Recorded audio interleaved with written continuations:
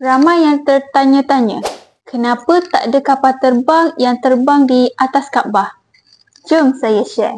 Yang pertama, kawasan larangan udara, no-fly zone. Kerana Arab Saudi telah mengisytiharkan ruang udara di atas Masjidil Haram yang menempatkan Kaabah sebagai kawasan larangan terbang. Kedua, faktor keselamatan jemaah. Setiap tahun, jutaan umat Islam berkumpul di Mekah untuk haji dan juga umrah. Kalau berlaku sebarang kecemasan atau kerosakan pada kapal terbang di kawasan padat itu, impaknya boleh jadi sangat besar dan tragik.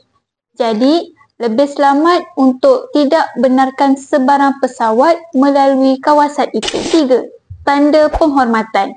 Kaabah adalah tempat paling suci dalam Islam.